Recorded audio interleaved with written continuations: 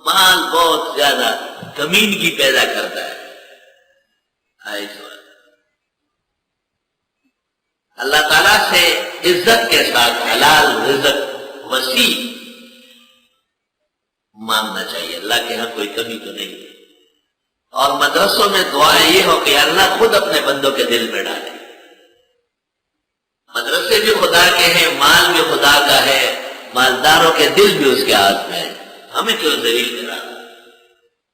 وَمِمَّا رَزَقْنَاهُمْ يُنْفِقُونَ، ہمارا مال ہے دے دو۔ پھر فرمایا وَجَعَلَكُمْ مُسْتَخْلَفِينَ، چلو تمہارا ہے اگر عارضی مالک کو دے دو۔ پھر فرمایا وَمَنْ يُقْرِضُ اللَّهَ قَرْضًا، چلو قرض دے دو۔ پھر فرمایا مر جاؤ گے سارا رہ جائے گا، وَلِلَّهِ مِيرَاثُ السَّمَاوَاتِ وَالْأَرْضِ وَمِمَّا رَزَقْنَاهُمْ يُنْفِقُونَ۔ مولانا مولوی نعیم الدین مراد آبادی گزرے ہیں، احمد رضا خان صاحب کا شاگرد ہے۔ احمد رضا خان نے ترجمہ لکھا ہے کنز الایمان کے نام سے، مولوی نعیم الدین نے اس کی تفسیر لکھی ہے، اس کا نام ہے خزائن العرفان۔ اس جگہ لکھا ہے کہ مردے کے لیے پہلی رات، 10ویں، 20ویں، تیجا، چیلم، برسی، عورت، سب وَمِمَّا رَزَقْنَاهُمْ يُنْفِقُونَ میں شامل، بہت جلدی دی ہے۔ ابھی قرآن شروع اور ابھی تیجا اور چیلم ثابت ہو۔ ڈر ہے ان کو کہ یہ چیزیں تو کہیں ہے نہیں، ہم نے بنائی ہے، کہ ایسا نہ ہو کہ لوگ ذہن سے نکل جائے اور وہ اس کو نہ مانے۔ اگر اس سے کوئی پوچھے کہ یہ آیت آپ کے ہاں نازل ہوئی جو آپ اس میں تیجا، چیلم، برسی شامل کرتے، اگر یہ عبادات ہے تو سید العابدین محمد عربی صلی اللہ علیہ وسلم اور 1400 سال اسلامی تاریخ ہے، کم از کم کسی ایک مفسر کا ایک اشارہ نکل کرے جنہوں نے یہ مرسومات کو جائز کہا۔ فقہ اور فتاویٰ کی کتابوں میں نام لے کر کے ان کو بدعت لکھا گیا ہے، بھلا بے-دینی کی چیزیں کس قدر وَمِمَّا رَزَقْنَاهُمْ يُنْفِقُونَ کے مصداق بنی۔ والذین، اور وہ لوگ یؤمنون بما انزل الیک، جو ایمان لاتے ہیں اس وحی پر اور ان کتابوں پر جو اتاری گئی ہے آپ کو، یعنی قرآن سنت۔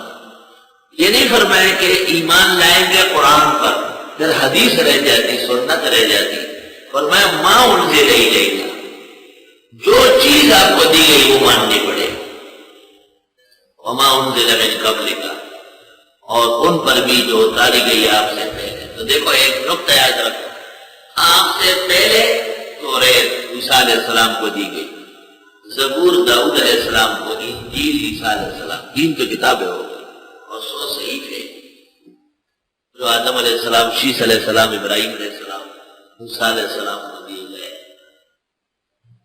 ما انزل من قبلک میں صرف ایک کتاب نہیں ہے، 3 بڑی کتابیں اور 100 صحیفے، اس میں کوئی اختلاف نہیں ہے۔ تو والذین یؤمنون بما انزل الیک میں بھی ایک کتاب قرآن مراد نہیں ہے، بلکہ جناب رسول اللہ صلی اللہ علیہ وسلم کی وحی مراد ہے، خواہ وہ قرآن ہو یا سنت اور حدیث ہو، ان پر بھی ایمان لانا پڑے گا۔ اگر کوئی کہے کہ وما انزل من قبلک، آپ سے پہلے جو کتابیں نازل ہوئی توریت مراد ہے، زبور انجیل نہیں ہے، تو غلط کہتا ہے۔ اگر وہ کہتے انجیل مراد ہے، زبور و توریت سے، تو بھی غلط، سب مراد ہے، وما 100 صحائف میں۔ تو یہ بات یہاں بھی عام کرنی پڑے گی کہ والذین یؤمنون بما انزل الیک، آپ کے پاس جو نازل شدہ ہے ان پر ایمان لائیں گے، تو آپ کے اوپر صرف قرآن نہیں بلکہ قرآن کریم کے علاوہ سنت اور حدیث بھی منزل من اللہ ہے، البتہ اس کی وحی کا طریقہ دوسرا ہے، یعنی معنی اور مطلب اللہ تعالیٰ کی طرف سے، اور الفاظ اور نقوش جناب نبی کریم صلی اللہ علیہ وسلم۔ والذین یؤمنون بما انزل الیک، شیخ الہند رحمۃ اللہ علیہ لکھتے ہیں یہ ایمان لانے والے آپ کے زمانے کے مشرکین میں سے تھے، وما انزل من قبلک، اور یہ ایمان لانے والے آپ سے پہلے کے اہل کتاب میں سے، وبالآخرۃ ہم یؤمنون، اور آخرت کا یہ یقین کرتے ہیں۔